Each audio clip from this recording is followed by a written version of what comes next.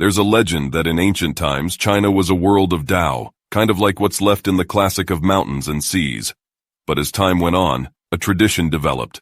During chaotic times, Taoist priests would come down from the mountains, and during peaceful times, they'd go back up. So, it's always been hard for us to really grasp the true essence of Taoism. Back in 1971, an ancient tomb was unearthed. Inside, it turned out to be a treasure trove of Taoist secrets, lost techniques, forgotten philosophies, and ancient knowledge. Today, let's talk about this tomb and the Taoist truths it revealed. Let's rewind 50 years. There was this guy, a bit of a madman, who claimed he'd been watching the stars lately and figured out that a 1,000-year-old tomb was about to be unearthed in Changsha. Sure enough, not long after, ghostly flames started appearing underground.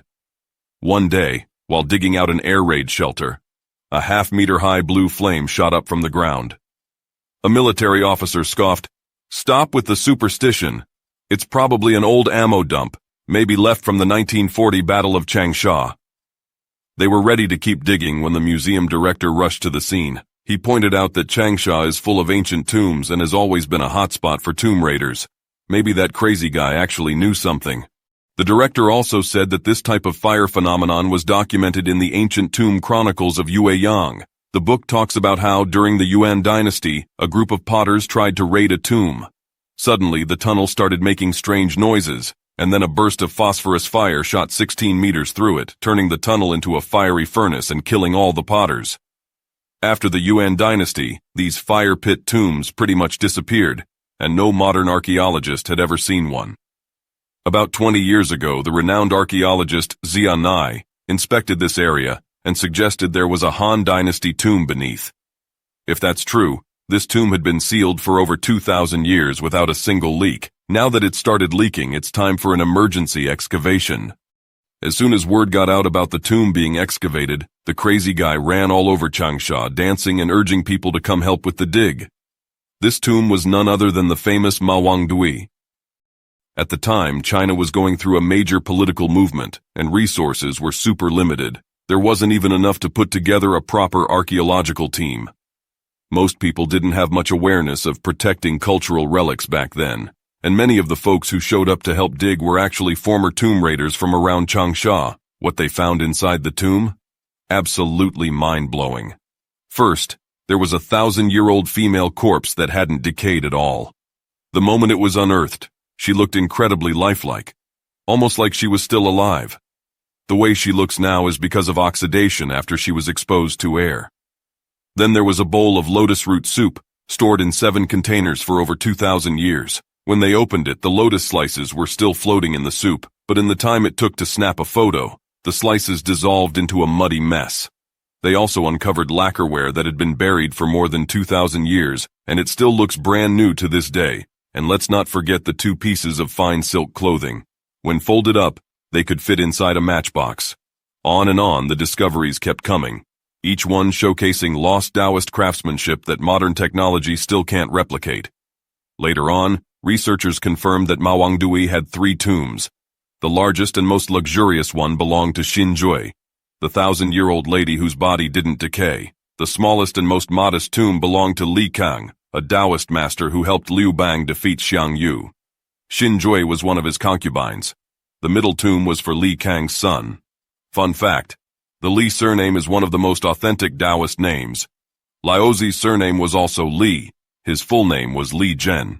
Let's take a closer look at some of the lost techniques unearthed from the tomb. Lost Technique 1. The Silk Gauze Robe, Su Sha Shan Yi. Back in the 1980s, the top textile research institute in China was tasked with replicating the silk gauze robe. But when they tried, the replica came out heavy and thick, weighing 260 grams while the original weighed only 49 grams. The institute was pretty embarrassed. After some research, they concluded that the raw materials were different. The original robe was made from silk spun by silkworms during the Han Dynasty, specifically from 3 sleep silkworms, which produced much finer silk.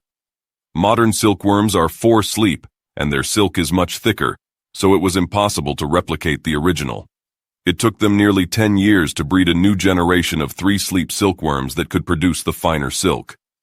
Finally, in 1998, the institute successfully replicated a robe weighing 49.5 grams. But here's the thing. Why didn't they continue after 1998 to shave off that extra 0.5 grams and match the original? Turns out, the original robe had sleeves and collars. If you removed them, the robe weighed only 24 grams. That was completely beyond modern capabilities. So it seems the original robe wasn't just made from special silk, but also some other lost weaving technique, making it both lightweight and stylish.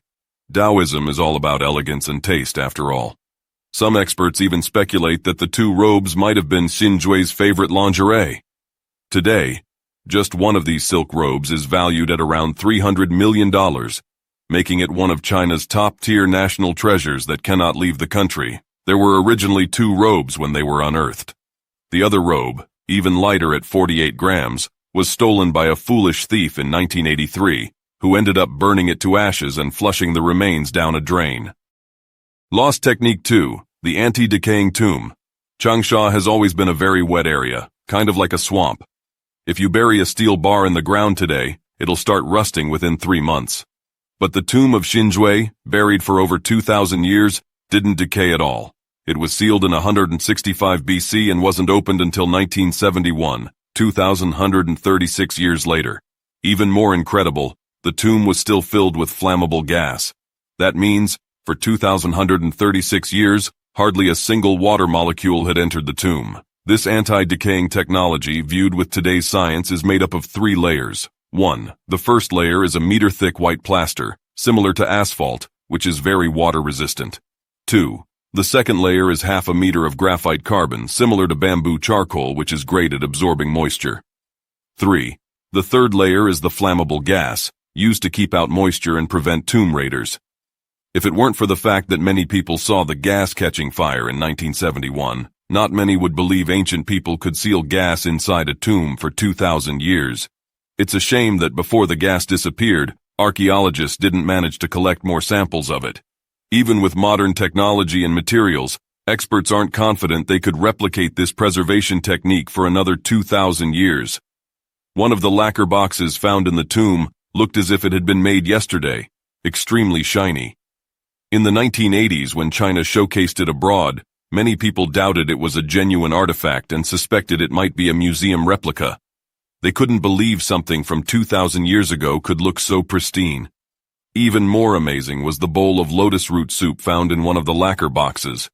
When it was unearthed, you could still see the lotus slices floating in it. This discovery raised 2 interesting points.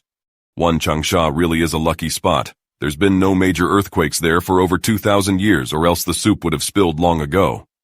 2. Trade between China and India existed even before the time of Liu Bang. Lotus roots are originally from India, so this shows that there was international trade back then. Lost Technique 3, the preserved corpse. Even more amazing than the anti-decaying tomb is the preserved female corpse. Forensic experts said the state of decay was equivalent to someone who had just passed away 2 weeks ago. When the inner coffin was first uncovered, it was covered with a brand new bamboo mat, still a fresh yellow color with the character home written on it, as if the ink hadn't even dried yet. The lacquer paintings on the coffin were stunning, with layers of gold paint, black backgrounds, red lines, and green borders, absolutely beautiful. When they finally opened the innermost coffin, a reporter from Xinhua news agency arrived on the scene. He jokingly said, "I hope there's not a living person down there." Thankfully, this reporter's comment helped prevent the corpse from being mistakenly cremated as a superstitious relic. Here's how it unfolded. Under strong pressure from the archaeologists, the final inner coffin was moved indoors to the museum for better protection. Previously, the excavation had been conducted outdoors, leading to rapid deterioration of the artifacts. They planned to open the coffin properly once they were inside. However, that night they received a sudden notice that provincial leaders were coming the next day, and the coffin had to be opened immediately. In their rush, the staff opened the coffin and found it filled with a brown liquid. The body was wrapped in several layers of silk. The team mistakenly thought the liquid was just corpse fluid and didn't realize it might have been a preservative placed there by the ancient people. They ended up pouring out most of it, leaving only 2 small samples. As they cut through the silk with scalpels, layer by layer, they eventually touched elastic muscle and uncovered the face of the corpse. A few days after the provincial leader's visit, the museum received an order to cremate the corpse immediately. The museum director refused, saying it wasn't an official central government directive. Around the same time, Premier Zhou Enlai read the report from the Xinhua reporter and called the museum, instructing them to ensure the corpse was preserved. Due to the limitations of the technology at the time, they had to use the crude preservation methods with formalin used in medical schools. This caused the corpse to look quite different from how it did when first unearthed. Later, experts even dissected the corpse and found that her internal organs and brain tissue had not decayed either. It was truly astonishing. Experts admitted that the preservation technique used for this corpse remains a mystery to this day. What was found in the tomb of Li Kang's son was even more astonishing than the lost techniques. It was lost Taoist philosophy. Lost Thought 1. The Huangdi Four Classics. After the Yellow Emperor defeated Qiyu, how did he subdue the San Miao and Zhuli tribes? How did he govern the world? For over 2,000 years, Confucian scholars have said the emperor ruled with minimal interference, focusing on the roles of ruler and subject, father and son. But when the lost Huangdi Four Classics were unearthed, everyone was stunned. The text reveals that the Yellow Emperor had a minister named Li He and a teacher named Taishan Jiji.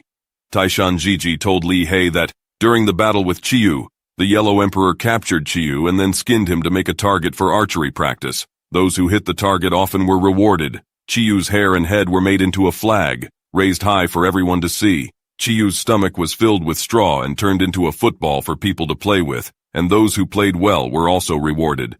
Qiyu's flesh and bones were minced and mixed with chives, and given to Qiyu's followers to eat.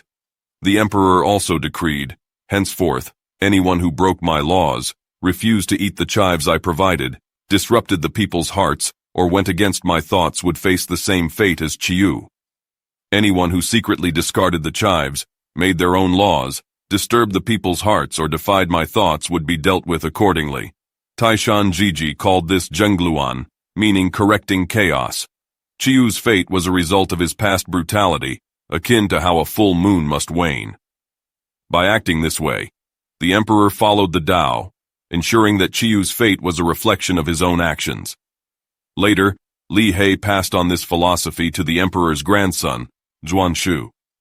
It said that the Huangdi Four Classics were written personally by the Yellow Emperor himself, straightforward and unreserved. The tomb at Mawangdui contained a vast collection of these lost ancient books, 120,000 characters worth, sorted into 42 ancient texts, which have now been compiled into 7 large volumes. Lost Thought 2. The Dao of Virtue Classic. We're familiar with the Tao Te Ching as the text by Laozi that's often translated as Tao and Virtue, with Tao coming first and Virtue second. But the texts found at Mawangdui are called the De Dao Jing, where Virtue comes first and Tao follows. This small change in order reveals a completely different set of ideas. Here are a few examples to illustrate. Today we read that great things take time.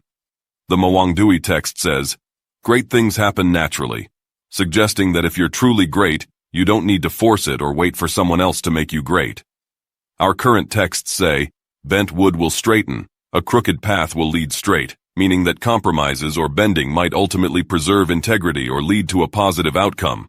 But the Mawangdui text says, bent becomes gold, crooked becomes fixed, indicating that Laozi was not advising us to compromise, but rather to face challenges with courage. Today's texts often say, be kind and benevolent, speak honestly and trustworthily.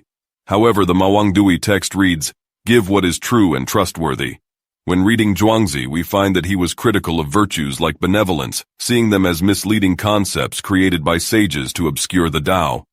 With the Mawangdui texts, we now understand that Laozi's original message was simply about giving what is true and trustworthy, without the added moral implications. Lost Thought 3. The 5-Star Divination. Among the texts found at Mawangdui were several astronomical books.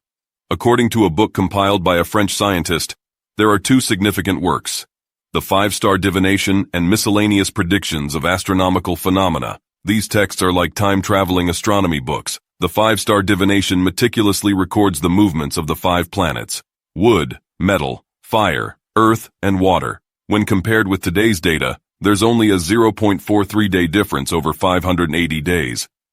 Miscellaneous Predictions of Astronomical Phenomena details the names, cycles, and appearances of 29 comets. Using modern methods, observing these comets would take at least 600 years. It's astonishing how the ancients managed to observe and record them.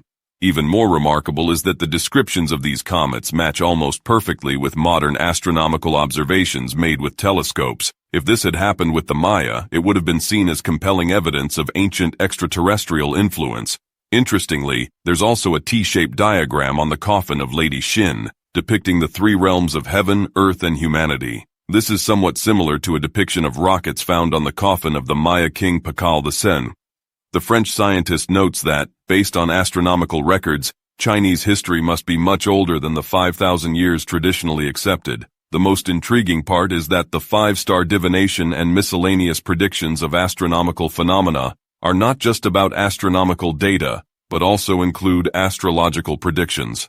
However, the methods for predicting the future based on celestial observations have long been lost.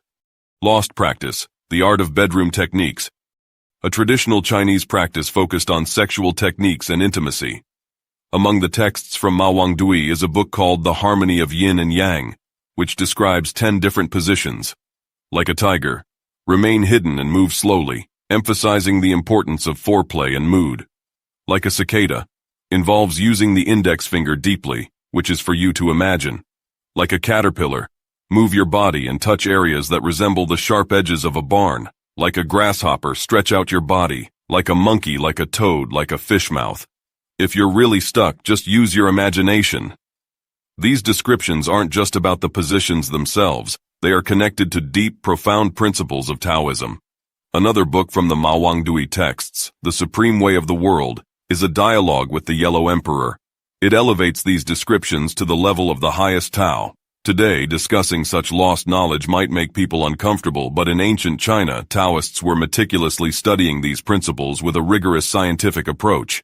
Eventually, though, this part of the text was suppressed. It wasn't until the 1990s that Japanese researchers published it in international journals. That's all for today's story. Thanks for listening.